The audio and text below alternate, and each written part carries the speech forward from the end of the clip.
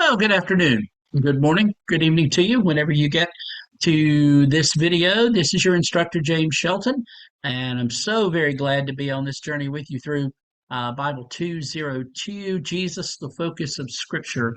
As promised, I'm going to just walk you through the parable recreation instructions, the project that will be due the last week of class, and get you to start thinking about which of the parables that you would like to recreate.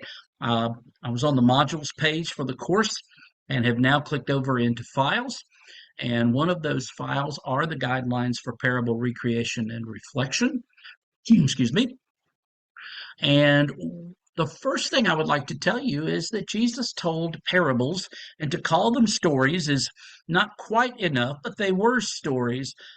C.H. Dodd, 20th century New Testament theologian, said that the parables were stories that Jesus told that were meant to tease the mind into active thought. And many of you may have already heard of some of them. They go by names such as the parable of the prodigal son, the parable of the Good Samaritan, the parable of the weeds, the parable of the soils, so forth and so on. Sprinkled throughout mainly Matthew, Mark, and Luke, those three gospels, not so much in the Gospel of John, but in Matthew, Mark, and Luke, Jesus tells these stories. And what we're going to be asking you to do in this course is to choose one of Jesus's parables and recreate them and then reflect on them. And you can do this in one of two ways. You can upload a video presentation where you can be as creative as you want to be, and it is encouraged, to YouTube. And we have instructions, a link for instructions here on the file for parable recreations to show you how to do that. If you've never done that, it's very easy to do, to upload a video to YouTube. You can do that and then submit that link to me, or you have the choice of submitting a PowerPoint presentation to me via the assignment link. All right. So either way, that's where you'll be turning in either a link to the video or your PowerPoint presentation. And I'm going to go over all of that again in greater detail a little bit later on down the line. And what either your video or your PowerPoint will include is a creative retelling of the parable and your reflections on its meaning and significance to both Jesus's original audience, the early Christians, and our contemporary context. What I don't want you to do is simply tell me the parable again as it is in the scriptures and then give me an explanation of that. What we're asking you to do is to recreate it, update it. I shudder to say that word, update it, if you will. And I want to give you an example of what we're talking about. If you take the parable of the Good Samaritan, for example, the word Samaritan does not mean for you and I what it meant to Jesus's first century audience. So if I was going to create a video or a PowerPoint presentation to recreate this, to bring my listeners or my viewers more into understanding about at least one of the points of that parable, is I would have to think about, okay, well, first thing I have to understand is, what did the first century audience, Jesus's audience, think of Samaritans? And I'm not going to tell you that.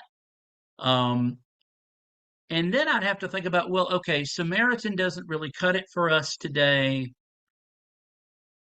What parable would I be retelling? The parable of the good. And that'll get you kick started. That'll get you starting. Okay, well, who are the Samaritans? And I put that in quotation. That we today feel the same way that the first century audience of Jesus felt about Samaritans. That's all I'm going to say about that. Okay. But that's just one of many parables there in the New Testament. So you will either upload a video, submit on the assignment page, that link, or you will submit a PowerPoint presentation, same way, which will include both a creative retelling and then your reflections. I do want your reflections on its meaning and its significance, both to Jesus's audience and to us. Now, in the middle of the form here, you'll see that there is a link that we have provided to help you uh, help show you how to upload a video to YouTube and then how to make it public. Uh, but you don't want to make it private.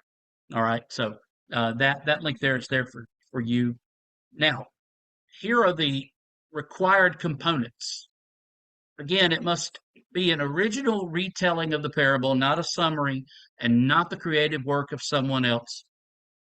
Go on YouTube, find this great video that somebody else did on whatever parable you're doing. Ooh, let's send that in. Ooh, let's don't. Okay.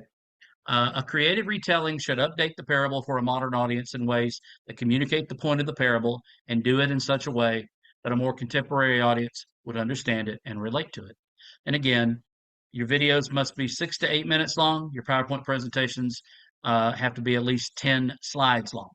And then, whether you do a video or a PowerPoint, you must end with the meaning of the parable, its personal impact for you, and its impact on our understanding of Jesus, both for the first century viewers and for those of us here as well.